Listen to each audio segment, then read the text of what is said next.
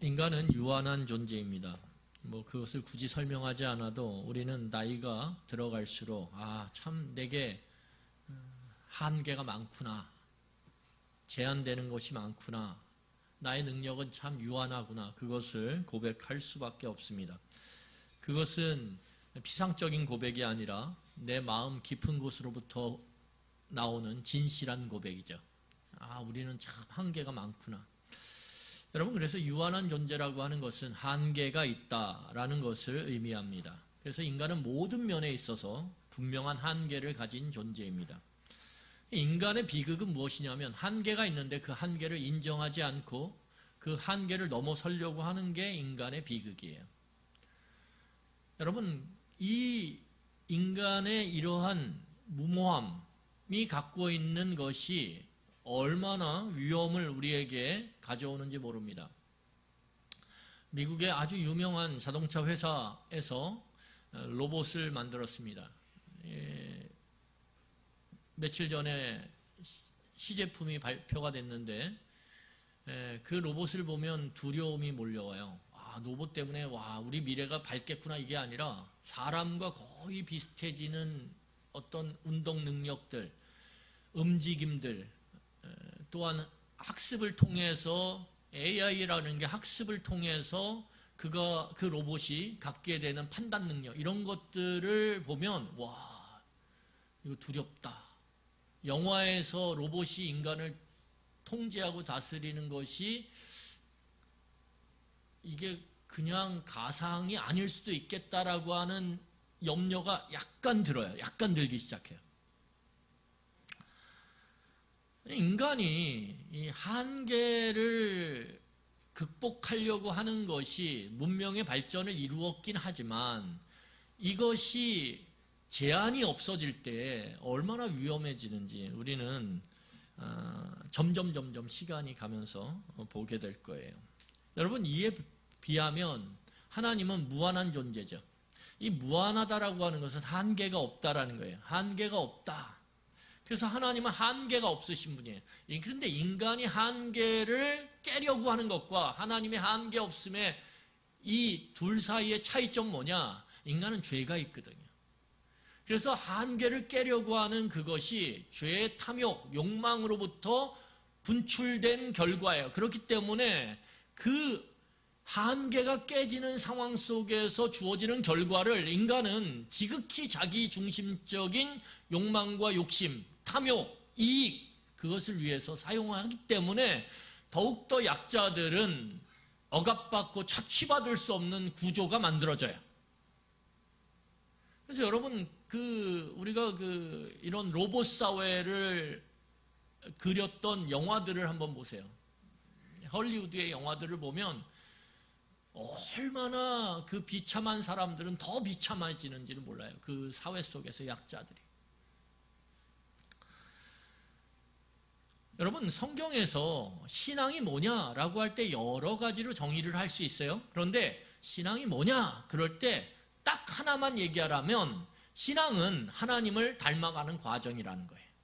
그리스도를 닮아가는 과정이라는 거예요. 그래서 사도 바울도 끊임없이 그리스도를 바라보고 그리스도를 닮아가라, 그리스도를 목표로 삼고 그리스도로 나아가라, 이렇게 끊임없이 이야기하거든요.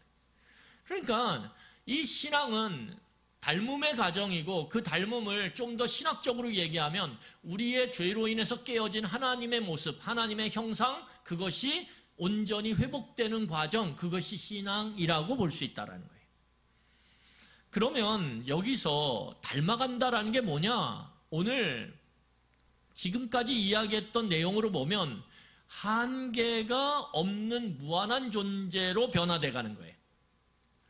이게 인간이 꿈꾸는 거거든요. 그런데 성경은 그 꿈을 제시해요. 신앙이라는 건 뭐냐? 무한한 하나님을 닮아가는 것. 그것을 우리에게 이야기하고 있어요. 여러분, 그래서 신앙인은 한계가 있음에서 한계가 없음으로 바뀌어져 가야 돼요. 우리 안에 한계가 있는 것들이 한계가 없는 것들로 바뀌어 가야 되는데, 그런데 여기서 중요한 게 있어요.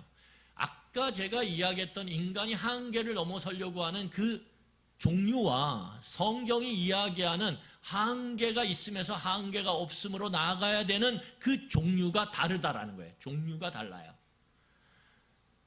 그것이 다른 결과를 만드는 거예요. 자, 우리 그러면 오늘 이 본문의 말씀은 용서의 한계에 대해서 말하고 있어요. 예수 그리스도의 제자들이 어떻게 용서의 한계를 넘어설 건가, 용서의 한계선을 넘어설 건지 그것을 우리가 함께 살펴보며 지혜를 얻기를 원합니다. 여러분, 이미 베드로는 오늘 질문을 던지고 있는 사람이 베드로거든요. 그런데 베드로는 이미 예수님의 가르침을 통해서 예수님을 따르는 제자들은 용서를 해야 되는 거구나 라고 하는 용서의 당위성, 삶 가운데 용서라고 하는 것은 뺄래야 뺄 수 없는 그러한 아주 중요한 주제임을 이미 알고 있었어요. 그래서 마태복음 6장 14절로 15절을 보세요. 오늘 본문은 마태복음 18장이죠. 그런데 그 이전에 예수님의 그 사역의 초기 부분에서 제자들에게 이미 용서에 대해서 가르치셨어요. 자, 마태복음 6장 14절로 15절 함께 읽도록 하겠습니다. 같이 읽겠습니다. 시작. 너희가 사람의 잘못을 용서하면 너희 하늘 아버지께서도 너희 잘못을 용서하시려니와 너희가 사람의 잘못을 용서하지 아니하면 너희 아버지께서도 너희 잘못을 용서하지 아니하시리라. 예, 이미 예수님께서는 제자들에게, 자신을 따르는 제자들에게 용서에 대해서 이미 가르치셨어요. 그래서 제자들의 머릿속에는 용서의 개념이 이미 들어있어요.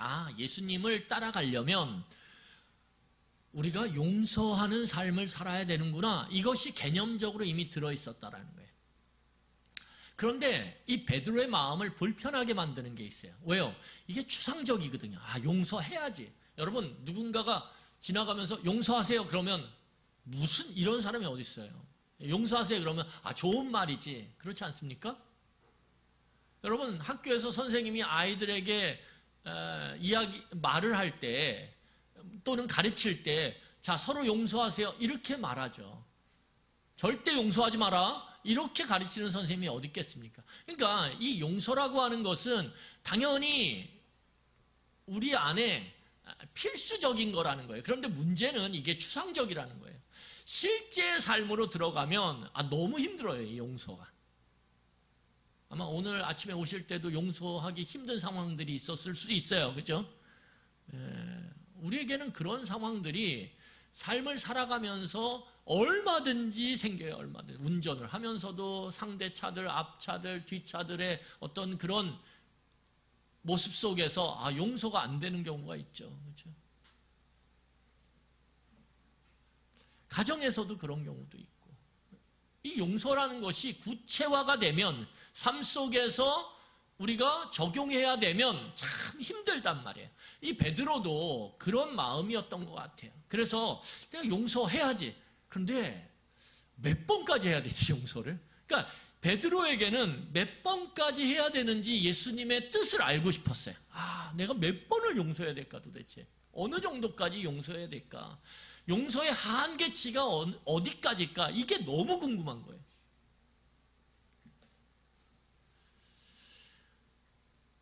여러분, 오늘 예수님의 말씀, 대답을 듣기 전에 베드로는 자신이 고민하고 생각한 용서의 한계선, 그것을 먼저 말해요. 그러니까 이 베드로가 얼마나 예수님의 말씀, 용서해라, 그 말씀을 듣고 고민했는지 자신이 아마 늘 생각했을 거예요. 내가 몇 번이나 용서해야 예수님의 제자로서 합당한가? 그래서 한 번, 두 번, 세 번 이렇게 했을 거예요. 그래서 오늘 베드로가 말하는 게 몇 번입니까? 오늘 21절 보세요. 21절 보세요. 제가 읽겠습니다. 그때 베드로가 나와 이르되 주여 형제가 내게 죄를 범하면 몇 번이나 용서하여 주리이까? 베드로의 대답이 무엇입니까? 7번까지 하오리이까? 7번까지. 왜요? 베드로는 그 예수님의 가르침을 듣고 많은 고민의 시간 속에서 자기가 나름대로 답을 얻었거든요. 여러분, 답을 가진 사람은요, 질문한 다음에 답을 듣지 않아요. 어떻게 하죠? 자기가 말하고 싶어요. 그러니까 제자들 속에서 예수님께 인정받고 싶은 거예요. 질문을 딱 해놓고 뭐예요? 예수님의 대답은 궁금하지 않아요. 자기가 고민해오고 숙고해온 끝에 얻은 그 답 7번. 이걸 너무 말하고 싶은 거예요. 다. 그래서 이 베드로의 모습을 보면 항상 나서는 모습이 있어요. 오늘도 저는 이 본문 속에서 베드로가 이미 얻은 답을 예수님에게 말하고 싶은데 그걸 어떤 형식으로 말하냐면 질문의 형식으로 말하는 거예요. 여러분 7번 그래요? 그러면 우리는 이 베드로의 용서의 한계치를 딱 들을 때 엄청 놀라야 돼요. 왜 놀라야 되냐면 이 당시에 존경받는 랍비들이 뭐라고 가르쳤냐면 세 번까지는 용서해라. 한 사람의 잘못에 대해서 3번까지는 용서해라. 그게 한계선이다. 딱 정해줬어요. 그런데 그것을 어떻게 합니까? 넘는 거죠. 넘는 거. 7번이면. 어마어마한 숫자예요. 어마어마한 숫자. 여러분 7이라고 하는 숫자가 대단하기도 하지만 랍비들의 가르침에 비하면 근데 이 7이라는 숫자가 성경에서 보면 완전수거든요. 완전수라는 건 뭐예요? 누가 봐도 그 용서의 상태가 충분하다라는 거예요. 충분하다라는 거예요. 그러니까 베드로가 말한 7번은 누가 봐도 충분하다. 충분하다. 족하다. 더 보탤 수가 없다. 꽉 찬 상태예요. 꽉 찬 상태. 여러분 이게 얼마나 대단한 거냐면 여러분 21절을 우리가 읽었는데 21절에 보면 그 손해나 피해를 당하는 대상이 누구냐면 오늘 21절 다시 보세요. 4개예요. 4개. 4개 베드로가 뭐라 그러냐면 4개 잘못을 범하는 자. 몇 번까지 용서합니까? 피해 당사자가 누굽니까? 나죠. 나. 여러분 이게 왜 중요하냐면 우리는 보통 손해나 피해가 다른 사람, 타인이 될 때는 굉장히 관대해요. 그렇지 않습니까? 여러분 딱 피가 나는데 괜찮아 이러죠. 그렇죠? 내가 조금만 피나면 어떻게 해요? 안 그러세요? 이게 타인의 고통, 타인의 아픔은 너무 관대해요. 우리는 참을 걸 요구해요. 그런데 그게 내 고통이 되고 내 손해가 되고 내 피해가 되잖아요. 우리는 엄청나게 반응합니다. 여러분 이게 인간의 경향성이 예를 들면 이제 운전을 하다 보면 교통사고가 나지 않습니까? 교통사고가 나면 이렇게 지나가다가 교통사고가 났어요. 타인의 교통사고를 보면서 우리는 어떤 생각을 하면서 지나가요? 다 다르겠죠. 근데 지나가면서 막혀요. 시간이 촉박한데 그럼 어떻게 해요? 2차선인데 한 차선을 딱 막고선 있어요. 그러면서 옆으로 어떻게든 지나가요. 어저께 그런 일이 있었어요. 안 막히는 도로인데 엄청 막히더라고요. 봤더니 한 차선에 1차선에서 사고가 난 거예요. 옆을 지나가면서 사람들이 제가 그랬다는 건 아니에요. 저는 어저께 굉장히 안타까워했어요. 지나가면서 어떤 마음을 느낍니다. 저 정도 사고는 그냥 좀 잘 처리하고 빨리 이렇게 차를 가로 좀 옮겨야지 이렇게 복잡한데 연말에 그러지 않으세요? 타인의 피해에 대해서 우리는 굉장히 어때요? 쉽게 이야기한다는 쉽게. 그런데 여러분 그게 내 문제가 돼 보세요. 조금 길을 가다가 약간 뒤에서 툭 박았어요. 내려봤더니 어때요? 흔적도 없어. 그래도 우리는 그 문제가 내 문제, 내 손해, 내 피해가 됐을 때 어떻게 됩니까? 교통이고 이거 상관없어요. 가만히 그만 멈춰! 그대로 멈춰라! 이거예요. 절대 손 못 대게 하죠. 그렇죠? 내 문제가 되면 손해가 조금이어도 어떻습니까? 굉장히 민감하게 반응합니다. 여러분 예를 또 들면 옆집에 사는 아이가 시험을 앞두고 있는데, 중요한 시험을 앞두고 있는데 빈둥빈둥 놀아요. 그 노는 모습을 보면서 그 엄마가 아이를 혼냅니다. 그러면 그 모습을 보면서 내 문제가 아니잖아요. 그러면 어떻게 반응하냐면 일반적으로 이렇게 반응해요. 아유, 애니까 그러지. 아이, 초등학교 4학년인데 뭐 그렇게 시험이 중요하다고 애를 그렇게 잡아요. 이렇게 이야기하죠. 엄마가 참아야지. 별 수 있어? 자식이 이기는 부모 없어요. 괜히 스트레스만 쌓여. 그러니까 그냥 좋은 게 좋은 거야. 넘어가 줘요. 다 크면 괜찮아질 거야. 그런데 그게 내 아이가 돼봐요. 내 아이가 시험을 앞두고 빈둥빈둥 게임기 갖고 놀고 있어요. 핸드폰 쳐다보면서 놀고 있어요. 그러면 여러분, 아이고 그래 다 그런 거지 뭐. 자식이 이기는 부모가 어디 있어. 때가 되면 다 나아지겠지. 그래 괜찮아 이런 부모 있어요 없어요? 없어요. 남의 아이가 그러면 너무 관대해져. 근데 그게 내 아이의 문제가 되는 순간, 내 문제가 되는 순간 우리는 참을 수가 없어요. 용서할 수가 없어요. 용납할 수가 없어요. 인정할 수가 없어요. 이게 인간의 죄성이 갖고 만들어내는 전형적인 모습이라는 거예요. 전형적인 모습. 그런데 여러분, 오늘 이 베드로가 자기에게 그렇게 피해를 준 사람에 대해서 7번이나 용서. 이거는요, 제가 볼 때 대단하다 못해 정말 엄청난 거죠. 엄청난 거죠. 그런데 오늘 성경을 보면 예수님은 여기에다 대고 말도 안 되는 기준을 제시해요. 자, 우리 22절입니다. 우리 22절 한번 같이 보도록 하겠습니다. 22절 같이 읽겠습니다. 시작.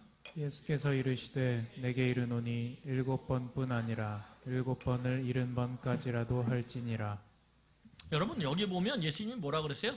베드로의 그 깊은 고민과 그 생각 속에서 나온 그 엄청난 기준을 칭찬하기는커녕 예수님은 아주 약간 좀 못되다 그러면 안 되죠. 예수님 못되다 그러면 안 되는데 심술궂은 모습이 있어요.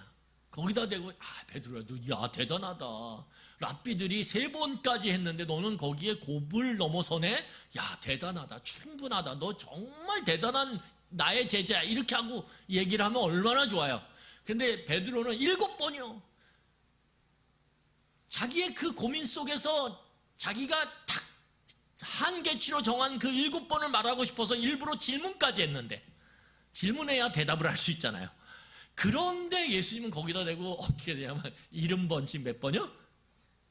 7번을 70번씩 하래요. 이 예수님 참 심술궂어요. 너 7번 하는 거 그거 몇 번이요? 70번, 70번 더 하라는 거예요. 여러분, 7번도 지금 깊은 고민과 생각 속에서 탁 대답한 건데 그것을 70번, 70번 더 하래요. 그러면 예수님이 말씀하시는 것이 무엇입니까? 한계를 지워버리는 거예요. 용서의 한계는 없다 이렇게 말하는 거예요. 이 베드로가 이야기하는 그 이야기에 대해서 예수님은 3번이나 7번이나 다 뭐예요? 한계가 있잖아. 한계. 그런데 오늘 예수님이 제시하시는 건 뭐냐면 3번이나 7번이나 대단한 것 같지. 그런데 예수님이 말씀하시는 건 뭐냐면 그 도토리 키재기야 이렇게 말씀하시는 거예요. 예수님이 제시하는 용서의 기준은 한계를 걷어내라는 거예요. 한계를 걷어내라. 용서의 한계는 없다. 그렇게 선언하시는 거예요. 우리에게 용서의 한계는 없다. 왜냐하면 이게 나중에 말씀드릴 건데, 여러분 용서의 한계를 딱 쳐놓으면요, 그때서부터는 용서가 뭐가 돼요? 뭐가 될까요? 율법이 되는 거예요. 잘 들으세요. 용서의 한계가 3번이든 7번이든 10번이든 15번이든 상관없어요. 한계가 딱 쳐지는 순간 용서는 뭐가 되는 거냐면 율법이 되는 거예요. 율법. 다시 말해서 의무가 되는 거란 말이에요. 이 결론을 얘기해버리면 안 되는데 의무가 되는 순간 어떤 문제가 생기냐면 뭐가 돼요? 공로가 되는 거예요. 내가 이렇게 용서해줬지. 여러분, 내 옆에 있는 배우자에게 내가 이렇게 용서해줬지. 오늘도 용서했어? 똑같은 실수를 또 해요. 내일도 용서해. 내일 모레도 용서해. 그러면 용서가요, 평화를 가져오지 않아요. 용서는 이제 내일 설교가 평화와 관계되거든요. 이게 너무 놀라운데. 어쨌든 용서는 평화를 가져와야 되는데 용서를 하면 할수록, 한계선을 정하고 율법적 용서를 하면 할수록, 의무적으로 용서하면 할수록 내 마음에 점점 뭐가 쌓여요? 경험 안 해보셨어요? 뭐가 쌓여요? 용서하면 평화가 임해야 되는데 용서하면 할수록 분노가 쌓여요. 쌓여요. 그래서 분노가 언제 최고로 쌓여요? 7번. 이게 놀라운 거예요. 7번 했을 때 분노는 최고치가 된다는 거예요. 자, 그러면 7번을 넘어 8번이 돼요. 그러면 그때 뭐가 되는 거예요? 그 지금까지 모든 용서했던 과정을 다 없애고도 남을 분노를 우리는 쏟아요. 그리고 거기에 평화가 아닌 절망이 찾아오기 시작하는 거예요. 이게 율법적 용서의 치명적인 문제라는 거예요. 내가 한계를 정하고 여기까지야, 이거야, 와 대단해. 그리고 그거를 하나하나 채워가는 거예요. 1번, 2번, 3번, 4번. 그리고 7번에 이르면 나는 도저히 못 참아, 막 이러는 거죠. 그리고 꾹 참아요. 그리고 어떻게 하냐면 자기를 칭찬해요. 야, 7번까지 참았어. 와 대단해, 대단해. 자기 의가요 엄청나게 팽창해요. 엄청나게 팽창합니다. 그래서요 8번째 똑같은 문제가 딱 생겼을 때 어떻게 됩니까? 내가 지금까지 당신을 용서한 게 얼마나 되는데, 내가 그 용서를 하는 걸 얼마나 죽을 힘을 다했는데, 그런데도 이래? 그러면서 세상의 재판관이 그런 재판관이 없어요. 무소불위, 아무 흠도 없는 순결 그 자체야.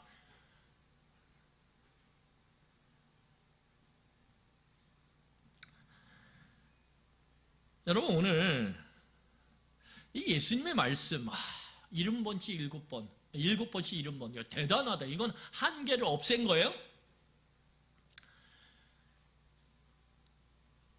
대단하다. 예수님 대단한 분이다. 와, 예수님 저런 말씀 하실 수 있지. 예수님이니까 이렇게 말할 수 있어요. 그런데 오늘 자 성경 22절을 다시 보세요. 22절을 보면 그 용서를 예수님은 누구에게 하라고 얘기하시냐면, 오늘 내게 이르노니, 너에게 이르노니. 누구에게요? 베드로에게.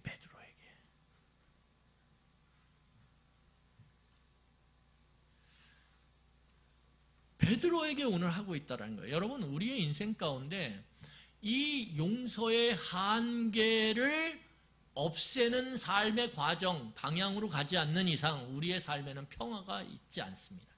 그 평화는 일시적이에요. 일시적. 여러분, 우리나라의 남북한에 뭐가 있어요? 중간에 38선이 있죠. 그 선이 있는 한 이 땅은 다 평화가 일시적이에요. 그 선을 제거해야 평화가 어떻게 돼요? 일시적인 것에서 좀 더 확장된 평화로 나아가는 거예요. 그래서 우리의 삶에 어떤 한계선이 있다는 것은 그것 자체가 우리로 하여금 평화를 누릴 수 없도록 만든다라는 거예요. 그 예수님은 그거를 아신 거예요.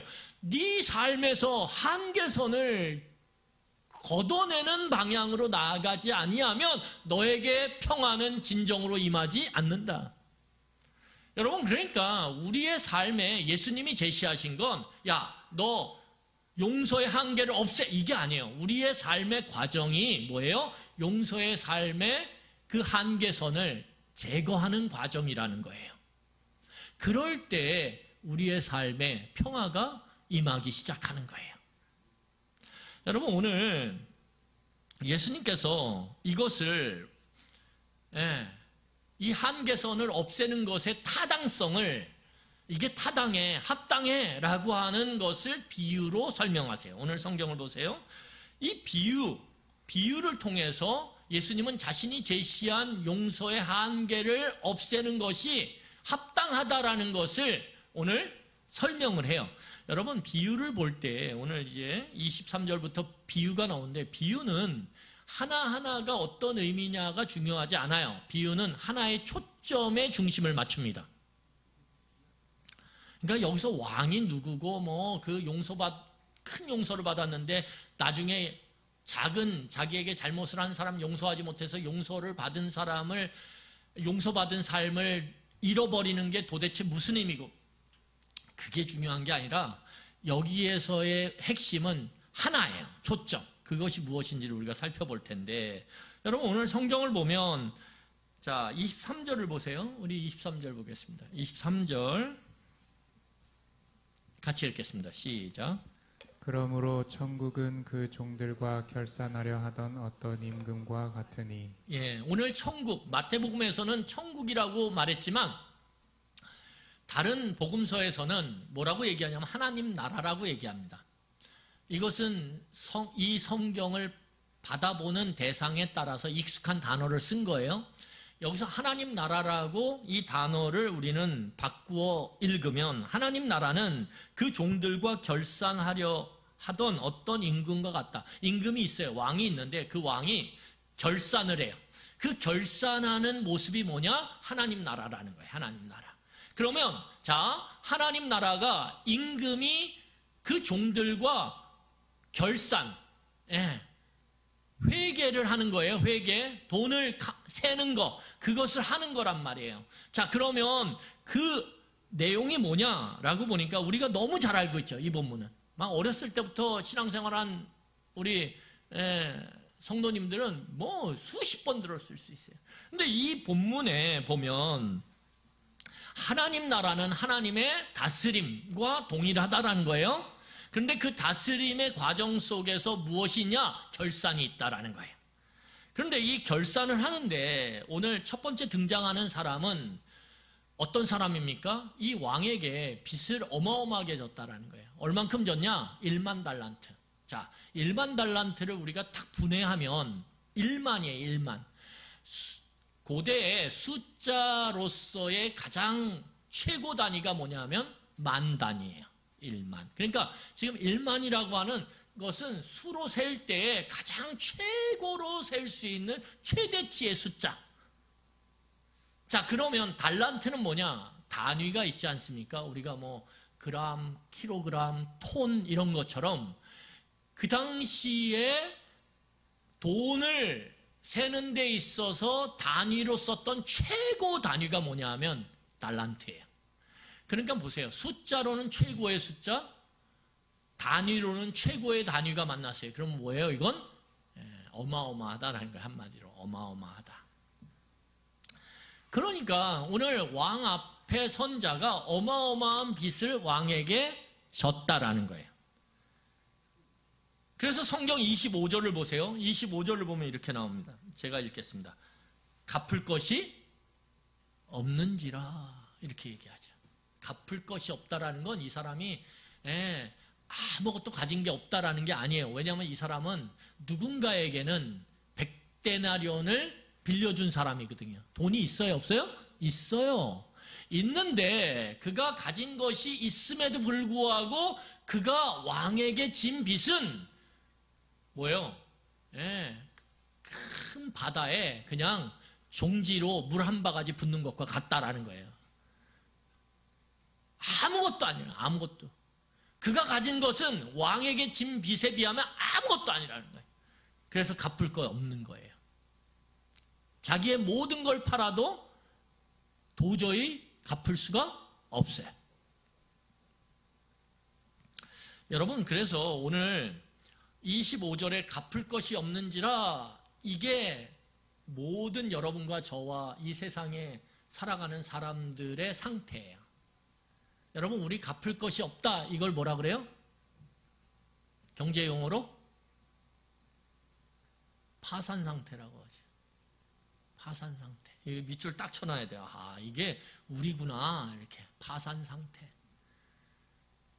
여러분, 모든 인간은 하나님 앞에서 파산 상태예요. 파산 상태. 이걸 기억하셔야 돼요. 아, 내가 하나님 앞에서는 파산한 상태구나. 갚을 게 없구나. 갚을 능력이 없구나. 갚을 힘이 없구나. 파산 상태. 여러분, 파산 상태가 딱 될 때 어떻게 됩니까? 어떨 것 같으세요? 아유, 연말인데 괜히 이런 얘기해가지고 죄송해요. 그런데 파산 상태가 될 때 어떻게 돼요? 사람은 가장 겸손해져요. 가장 겸손해져요. 내가 뭔가 비빌 언덕이 있을 때, 그게 사람이든, 그게 통장에 든 잔고든, 그게 어떤 기술이든 상관없어요. 뭔가 비빌 언덕이 조금이라도 있으면 사람은 진심으로 겸손해지지 않아요. 그런데 파산 상태, 아무것도 갚을 능력이 없는 상태, 그 상태가 될 때 나타나는 것이 무엇이냐면 이런 상태에서 겸손해지는 거예요. 겸손함이 가져오는 게 무엇입니까? 오늘 성경 보세요. 그 겸손함이 가져오는 게 26절과 27절이에요. 26절, 27절 우리 같이 읽겠습니다. 26, 27 같이 읽겠습니다. 시작. 그 종이 엎드려 절하며 이르되 내게 참으소서 다 갚으리이다 하거늘 그 종의 주인이 불쌍히 여겨 놓아 보내며 그 빚을 탕감하여 주었더니. 여러분 여기서 두 가지 단어를 기억해야 돼요. 하나는 무엇입니까?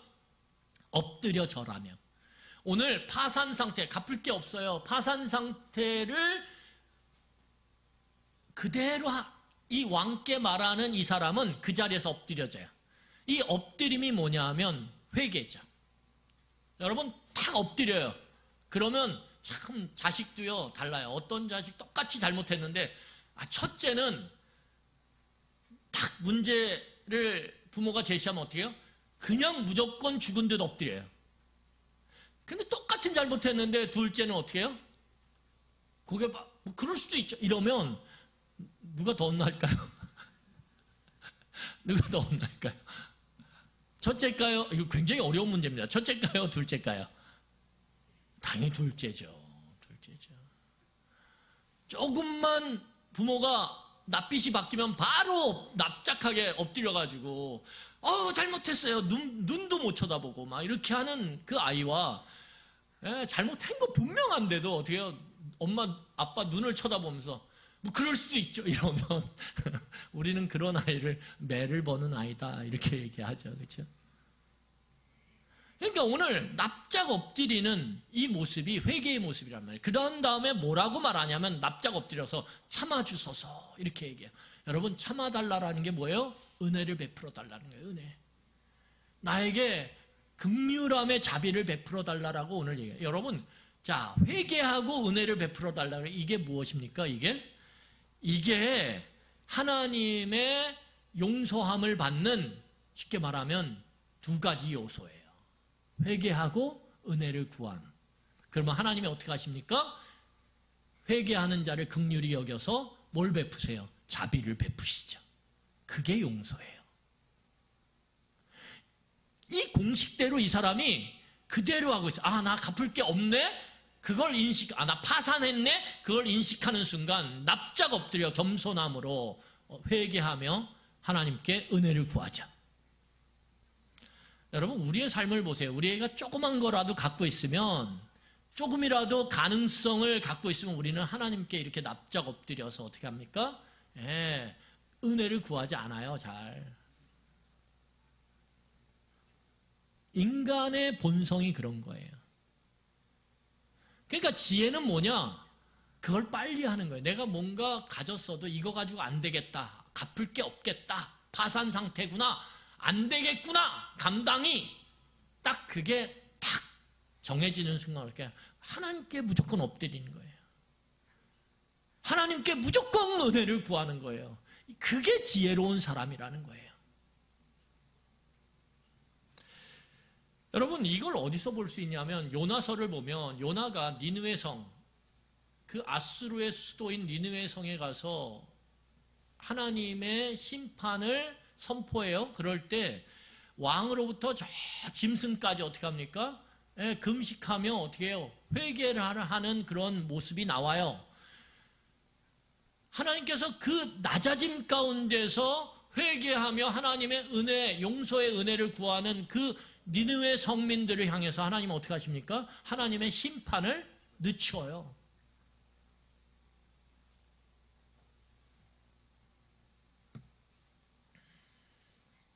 여러분, 여기서 우리가 기억해야 될 건 심판이 늦추어진다는 걸 기억해야 돼요. 심판이 그냥 사라지고 없어지는 게 아니라 늦추어진다. 여러분, 여기서 중요한 게 뭐냐면 하나님은 그 통치 원리가 뭐예요? 예, 회개하고 은혜를 구하는 자들을 용서한다라는 게 하나님의 통치의 원리라는 거예요. 아무리 회개하고 용서를 구해도 아예 안 돼. 끝까지 내가 너를 심판할 거야. 그렇게 하시는 분이 아니라는 거예요.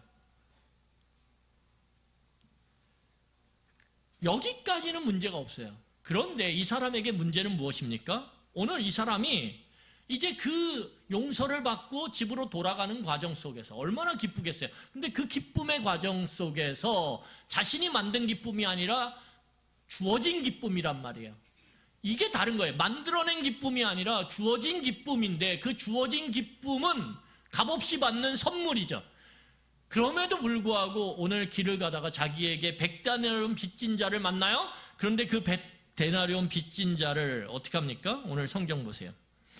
자, 28절과 29절과 30절이에요. 우리 28절, 29절, 30절 같이 읽겠습니다. 시작. 그 종이 나가서 자기에게 100데나리온 빚진 동료 한 사람을 만나 붙들어 목을 잡고 이르되 빚을 갚으라 하매 그 동료가 엎드려 간구하여 이르되 나에게 참아 주소서 갚으리이다 하되 허락하지 아니하고 이에 가서 그가 빚을 갚도록 옥에 가두거늘. 여러분, 이 모습을 보면 지금 그 파산 상태에서 다시 구제가 돼서 일상의 삶을 이제 자유롭게 살아갈 수 있게 된 사람이 할 수 있는 행동이라고 보여지십니까?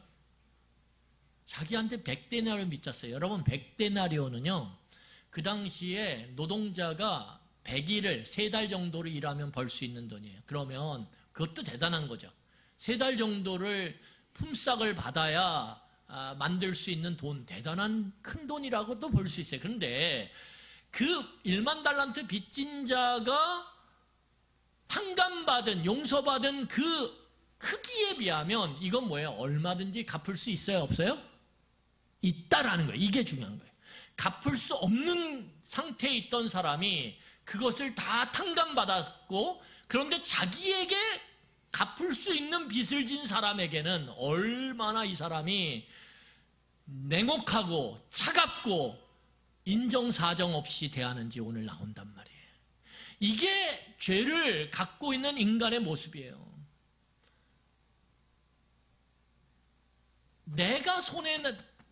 내가 피해를 받는 상황이 되면 그것이 1원이든 10원이든 상관없어요. 인색해져요.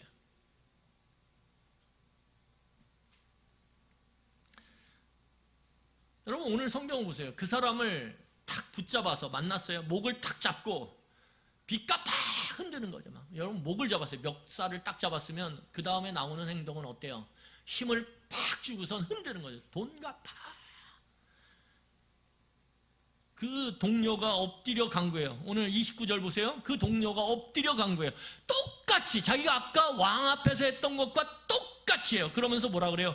나에게 참아주소서. 똑같아요. 그런데 30절에 허락지 아니하고 기회를 주지 않아요. 그리고 어떻게 하냐면 그의 빚을 갚도록 옥에 가두어 버려요.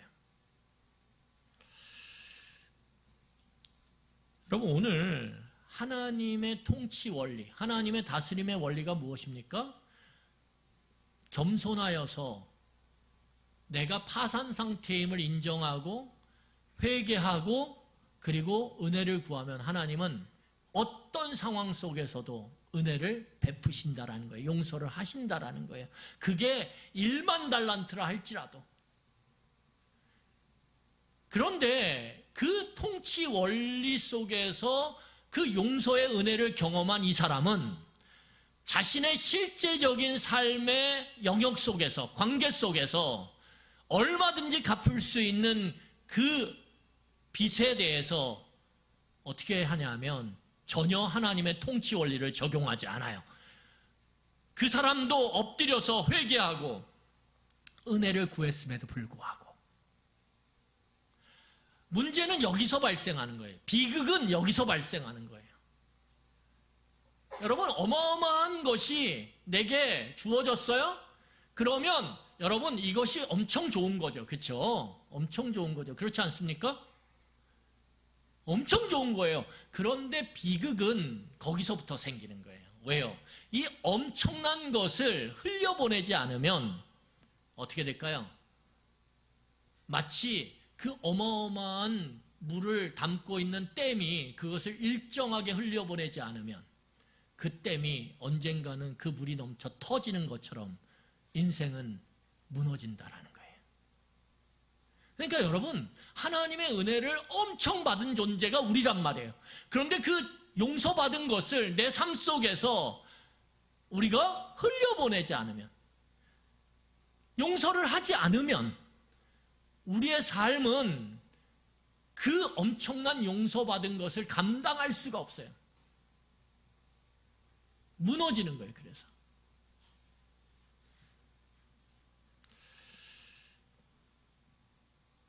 여러분, 오늘날 교회의 문제가 무엇입니까? 여러 가지 문제가 있겠죠. 그런데 오늘 교회의 핵심적인 문제를 우리가 말하라고 하면 오늘 본문을 통해서 하나님의 통치 원리가 교회 안에 작동을 하지 않는다라는 거예요. 여러분, 오늘날 가정의 문제가 무엇입니까? 이 하나님의 통치 원리를 받고 살아가는 그리스도인 가정 안에서 그 하나님의 통치의 원리가 적용되지 않는다라는 거예요.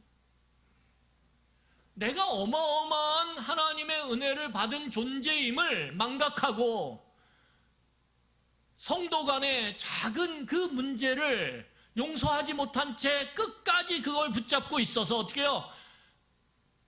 지옥을 살아간다라는 거예요. 늘 그 생각만 하면 마음이 괴롭고 힘들고 나를 늘 붙잡고 자유롭게 놔주질 않는다는 거예요. 하나님의 그 어마어마한 용서를 받아서 그 용서를 누리며 살아도 이 짧은 시절이, 이 짧은 시간이, 짧은 세월이 모자랄 텐데 그 과거의, 현재의 그 용서 못함으로 인해서 어떻게 됩니까? 우리는 하나님의 용서가 주는 그 평안과 그 참된 그 자유를 누리지 못한 채 우리는 살아가고 있다라는 거예요. 이게 비극이에요, 이게. 내가 하나님께 엄청난 용서를 받은 존재임에도 불구하고 가정 안에서 자녀의 작은 문제를 용서할 수가 없어, 저거는. 막. 이렇게 되는 순간, 여러분, 그때서부터 거기는 무엇이 됩니까? 평안은 사라지는 거예요. 아니, 하나님의 파산 상태에서 이제 면제됐어요. 여러분, 그러면 얼마나 평안해야 돼요? 그렇지 않습니까? 그런데 그걸 못 누려요. 그걸 못 누려요. 100데나리온 그 사람을 보는 순간 돈 갚아! 그리고 지금 그 파산 상태에서 자유를, 평화를 선언받은 그것을 못 누려요. 이게 비극이라는 거예요. 이게. 교회 안에서도 이게 비극이라는 거예요. 하나님의 이 엄청난 은혜를 받은 자들이 작은 관계의 문제에 그걸 용서하지 못해서 내가 자존심이 있지, 내 체면이 있지, 내가 내 입장이 있지, 그걸 주장해. 그걸. 그 교회라도 평안이 없어. 그 사람 얼굴 보기 싫거든.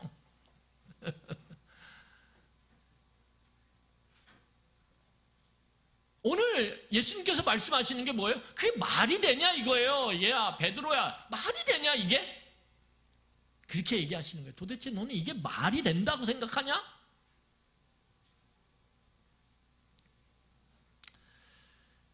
여러분, 오늘 31절 보세요. 31절 보면 그 동료들이 그것을 보고 몹시 딱하게 여겨 주인에게 가서 그 일을 다 알리니 왕에게 알리죠. 여러분 이것이 무엇입니까? 작은 것들 때문에 학대당하고 착취당하고 억압당하는 이 연약한 하나님의 백성들을 보면서 어떻게 해요? 주변에서 그것을 위해 중보하고 기도해요. 그 울림을 하나님은 너무 잘 들으세요. 그래? 여러분 조심하셔야 돼요. 그래서 어떻게 조심하셔야 되냐? 만약에 아이들이 신앙적으로 성숙을 해가지고 기도를 해요. 하나님, 제가 성탄절을 앞두고 있으니까 특별히 좀 기도 좀 할게요. 그러면서 애가 기도를 해요. 뭐라고 기도하냐면, 하나님, 저희 엄마 아빠가 참 이 설교를 듣고 말씀을 제가 듣다 보니까 참 은혜 받은 자인데 파산 상태에서 구제받은, 그래서 이제 자유와 평화를 누리며 사는 그런 존재가 됐는데 참 제가 100대 내려온 빚진 자예요. 저를 용서를 못해요. 참 하나님, 저 억울해요. 하나님, 만약에 애가 그렇게 기도하기 시작한다 그러면 여러분 하나님이요 그 기도 너무 잘 들으신다라는 거예요. 조심하셔야 된다는 거예요. 하나님은 약자의 소리, 억울한 자들의 소리, 신원하는 소리에 너무 예민하거든요. 너무 예민. 여러분 오늘 31절에 뭐라 그래요? 오늘 32절에 왕이 그 1만 달란트 탕감받은 자를 불러다가 악한 종아 이렇게 얘기하죠. 악한 종아. 말씀을 정리하겠습니다.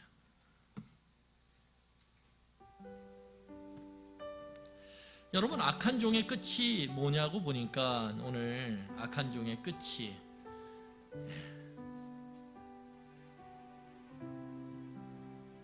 34절에 주인이 노하여 그 빚을 다 갚도록 그를 옥졸에게 넘기니라. 옥졸에게 넘기니라. 그 자유와 평화가 삭제돼 버렸다는 거예요. 탕감받은 자인데 그 탕감받은 자가 누려야 될 자유와 평화를 더 이상 누리질 못해요. 더 이상 누리지 못해요. 이게 비참한 상태죠. 복을 받았는데 그 복을 누리질 못해. 이게 비참한 상태라는 거예요. 그 비참한 상태를 살아가는 거예요. 탕감 받았는데 그 자유와 평화를 못 누려. 옥에서 어떻게 자유와 평화를 누려요? 여러분 우리가 이런 삶을 살고 있지 않은지 우리는 오늘 이 성탄의 날을 맞이하며 깊이 생각해야 돼요. 우리에게 참된 자유와 평화를 주기 위해 이 땅에 오신 그 하나님, 그 하나님으로 인하여 우리의 죄의 문제가 용서받았음에도 불구하고 우리는 작은 것들을 용서하지 못하고 그것을 마음에 두고 그것을 기억하고 그것을 붙잡고 있음으로 인해서 마치 다시 옥에 갇히는 것처럼 참된 자유와 평화를 맛보지 못한 채 오늘 그렇게 찌그러진 삶, 그렇게 결핍된 삶, 그렇게 누추한 삶을 살아가고 있지 않은지 우리는 이 성탄에 다시 한번 우리의 삶을 돌아봐야 된다는 거예요. 우리 공동체를 돌아봐야 된다는 거예요. 여러분 그래서 마지막에 뭐라고 얘기하냐면 25절에 이렇게 이야기합니다. 제가 읽고 오늘 말씀 정리하겠습니다. 너희가 각각 마음으로부터 형제를 용서하지 아니하면 나의 하늘아버지께서도 너희에게 이와 같이 하시리라. 뭐 이게 그러면 한 번 받은 용서가 나중에 취소될 수도 있냐 아니냐 그런 얘기하는 게 아니에요. 지금 여기서 초점을 맞추고 있는 건 뭐냐면 용서하라는 거예요. 한계 없이 하려고 하나님을 믿는 백성들은 나아가야 된다라는 거예요. 그게 우리에게 진짜 평화를 준다라는 거예요. 진짜 하나님 앞에서 누리는 자유를 누리게 한다라는 거예요. 그 이야기를 하고 있는 거예요. 여러분 오늘 성경 보세요. 마음으로 하라 그러죠.